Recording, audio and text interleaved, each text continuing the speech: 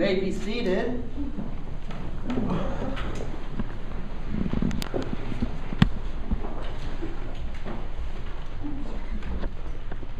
Before I begin to share with you some thoughts and reflections concerning the message of today, I would like to extend to you a very happy New Year greeting to you all.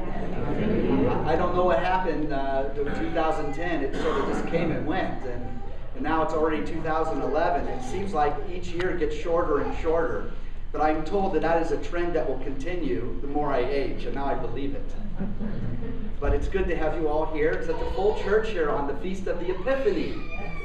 It's one of the great feasts of the church in which we remember the great appearance of Jesus to the Magi, these mysterious wise men who are sometimes called kings. They were priest kings that came from Persia such a long time ago. It's a magical story, and each year I do a quiz to see if you happen to know the three names of the three wise men. Can anybody help me out with this? Who are they? Did someone say Gaspar? Gaspar, Melchior, thank you, Ruth. Ruth gets a point. And who was the Balthasar? Oh, very good. You know the story, and indeed it is a very familiar story about the Magi. I think that one of the things that strikes me about the human existence is that in all cultures and in all languages, in all civilizations, in all ethnic groups, human beings have created this thing that we call religion. There has never been a human culture without religion. It is something that seems to be intrinsic to what it is to be a human being or a group of humans. We have invented religion. We don't know when this happened. It happened at the dawn of the rise of the human race. And we find evidence of religious practice that goes back, some say, as far as 40,000 years ago with the cave paintings that they found in prehistoric cave paintings in the south of France. So religion is something that has been a part of the human experience, and it's indeed touched each life. Everyone has somehow been affected in some way, either directly or indirectly, by religion. And there is as many different kinds and varieties of religions as there are human societies and cultures. There's a great diversity of religion. And in fact, if you were to look at the menu of world religions, you can find anything that I think would suit you. And there are all kinds of choices in the ways you can go. Someone asked me at one time, Peter, why are you religious? And I said, because it's the human thing to do. I am religious because it's a part of my humanity. It's intrinsically a part of who I am. The problem with the atheist or the secularist is that they are denying a part of their own humanity. It's not really an argument about the existence of God. That is a mystery that even religious people tell you that is beyond all human comprehension. But the fact is, we as human beings are naturally religious. We have that inclination within our heart. It's part of the mystery of what it is to be human, which we haven't quite figured out yet. But I think that a parallel to religion is like poetry or art or music.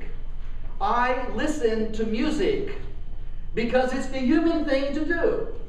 In fact, the human race is the only creatures that I have ever heard of that makes music. I know we say that birds sing, but not to the degree that we sing and that we create music. We paint great works of art and sculpture, and we write wonderful poetry.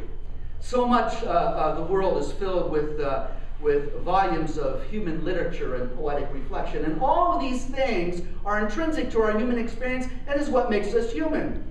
So when the atheist or the secularist says, I will not practice any religion, I'll have nothing to do with religion, I think it's all foolishness, to me is the same thing as someone saying, I'm not going to look at another piece of art the rest of my life, I'm not going to visit another museum, I'm not going to have any pictures in my home, I'm not going to listen to any music any longer, they're denying a part of what it is to be a human being. These things enrich our lives. Why did we invent religion? Because we detect within the depths of our hearts and souls an intuitive feeling that is ineffable, that is beyond all words and comprehension.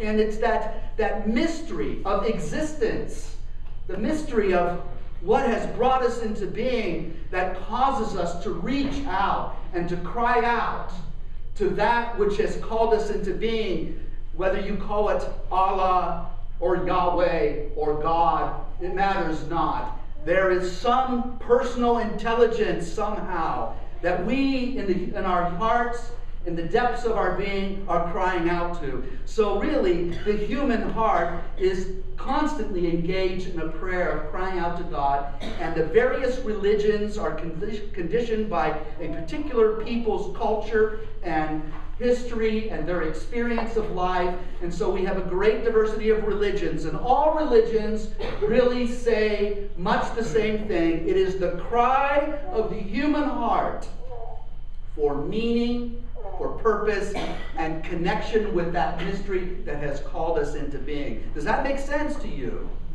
That is what it is to be human. So I am religious because I don't want to suppress a part of my humanity. I want to be a full and whole human being. And so I gladly embrace religion as I would poetry or art. I am also a Christian. And that's no credit to me. Because I was blessed to be born into a Christian family with Christian parents and a Christian culture, and so it was easy for me to become a Christian. In fact, I can't even remember when I wasn't a Christian. I was a Christian all my life. How many can relate to that? Now, the funny thing about religion is we usually think, because it's convenient, that the religion I was born into obviously has to be the one true religion. Right? We like to think that way. And really, that's a lazy approach. That means if I have the one true religion, I don't have to bother to study all the others. I don't have to spend any time really studying my own. It's a given. It's the true religion. After all, I'm in it. It must be the true religion.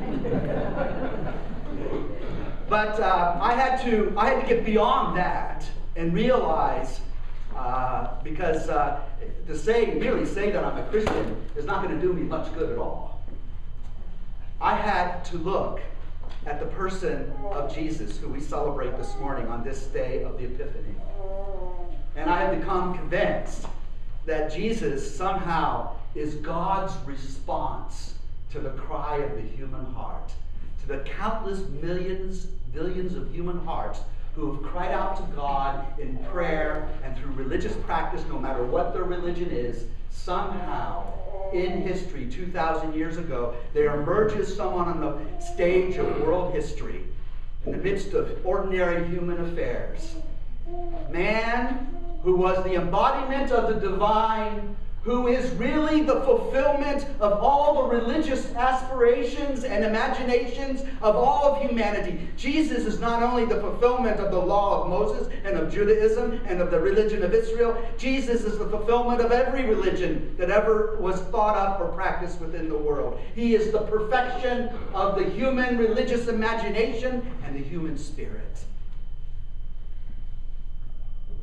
And the Magi is a really startling story that we stumble upon in the Gospel of Matthew that expresses very clearly this notion.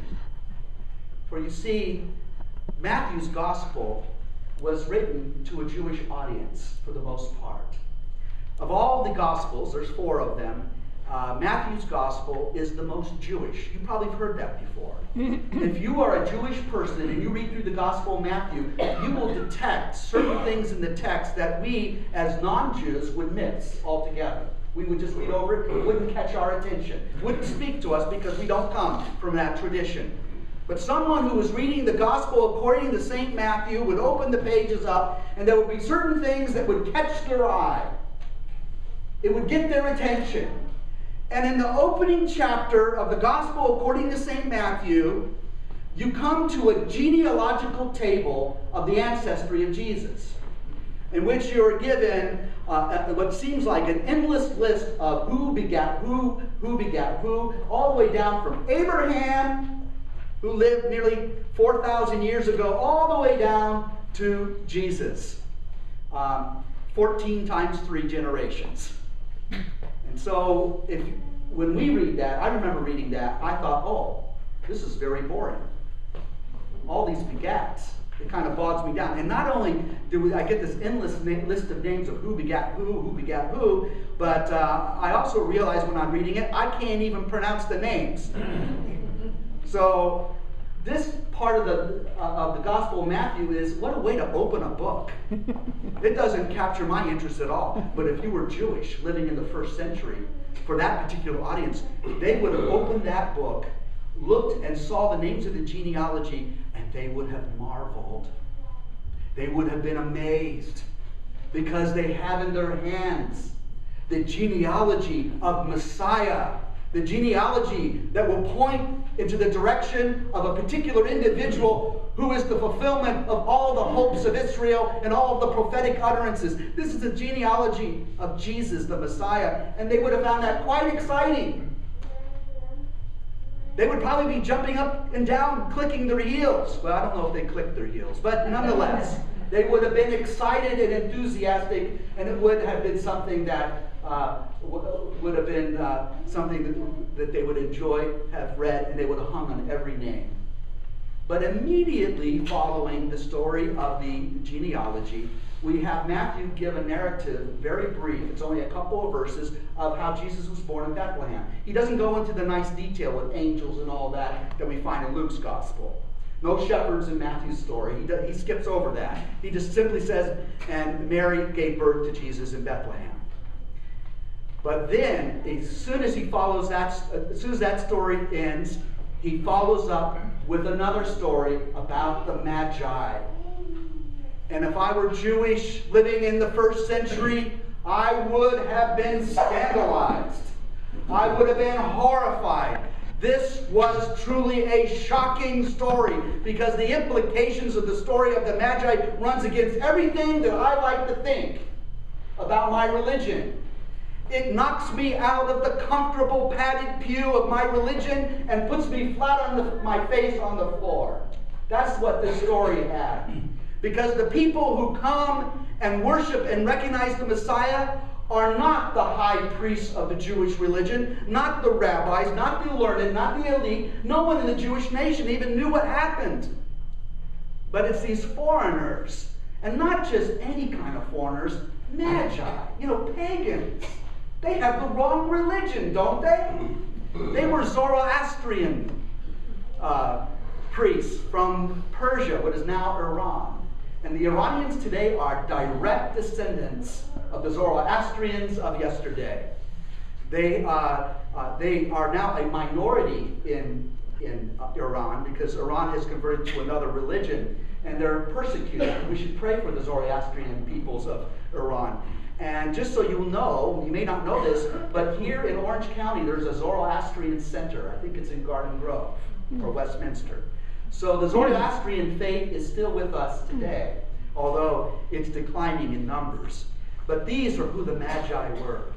They studied the heavens because they thought there was a correlation between the movement of the stars and planets and the constellations and the events of human history that was unfolding. And they beheld something in the heavens, a great star, we're told. It doesn't explain what that star was or what it did, but they were so struck by what they observed in the heavens that they called their servants together, and they headed across the desert sands of Iraq and Syria and came to the land of Israel, because it was a star marking the beginning of a new era, the birth of a new king, the King of the Jews. And they wanted to give adoration and homage to the King of Jews. Isn't that strange? It wasn't even their own king. They came to give honor to a king of a foreign people that were traditionally their enemies. And so they crossed over the frontier of the Roman Empire, because Israel was a part of the Roman Empire at this time. You see, Persia was the great world power, superpower in the east. And in the west, it was Rome. And these two empires were constantly competing with one another and vying for supremacy. It was like, in the time of Jesus, a Cold War. Rather than it being the Soviet Union and the United States, it's Persia and Rome. And now these Persians enter into enemy territory, a great caravan. And they visit one of the puppet kings of Caesar, a man by the name of Herod, who gives a true meaning to that word wicked king. He truly was a cruel man. But you know the story of Herod. The Magi eventually find themselves at the home of a very poor family in Bethlehem. And it's the home of the Holy Family, Jesus, Mary, and Joseph. And we're told that as they came, which must have been a shock to Mary and Joseph, when these people dressed in all of their strange and fine garments came and brought gifts. And we are told that when they came and beheld the young child, Jesus, that they worshiped him. They worshiped him. They paid him homage. They knelt down, but really in the text it says they lay prostrate with their faces in the dirt. Despite their position in their society and the finery of their lives and their garments, they laid on the dirt floor of the home of the Holy Family, face down, and they worshiped Jesus. For somehow, in some mysterious way, they knew that this was the answer of all human aspiration. My brothers and sisters, that deep desire that is within you, that yearning within your heart that you keep trying to fulfill with some sort of material object or success in your life, that yearning will never be fulfilled. It is a yearning to be connected. It is a yearning to give thanks. It's a yearning to worship. We are creatures, human creatures, that were designed to worship the one who called us into being. And God has heard the prayers of all the peoples and all the religions the world over, and he sent Jesus. Jesus is the response, the divine response to the human prayer and yearning to be connected with the one who called us into being. Somehow, God in his divine wisdom decreed that you should exist and that you should come into being. And you exist precisely because God has willed it to be so. And life may seem temporary, but your destiny is eternal. You have been called into being by God himself. And God has responded to our prayer so that we can see what he is like. Jesus is the embodiment of the divine life, the imprint of divinity upon human flesh. He is the icon or the image of the invisible God. If we want to know what God is like, we look at the historic person of Jesus. That's the Christian message. And we are introduced into a personal relationship with God through this historic person of Jesus of Nazareth. My brothers and sisters, we are here this morning to do what the wise men of old did, and that is to offer worship and adoration to the one who is the Word made flesh, who is the Savior of the whole world. And now the religion of Jesus surpasses all of the religions of the world. And it's not a religion of exclusivity for a special few. It's a religion of inclusivity. It is a clarion call to you and to me and to every human being who has ever lived on the face of the earth. It is an invitation. And the invitation is, oh, come, let us adore him. Just as the Christmas carol says, come, let us adore him. There is a tradition in the church on Epiphany to outwardly demonstrate our adoration of the Christ child by giving homage to the infant Jesus, which we have in our Precepio in the back. I will bring it forward, and then you'll have the opportunity to come forward, and you can kiss your hand and touch the Christ child, and recall how it was for those magi long ago to come and worship Christ. Oh gosh, thank you.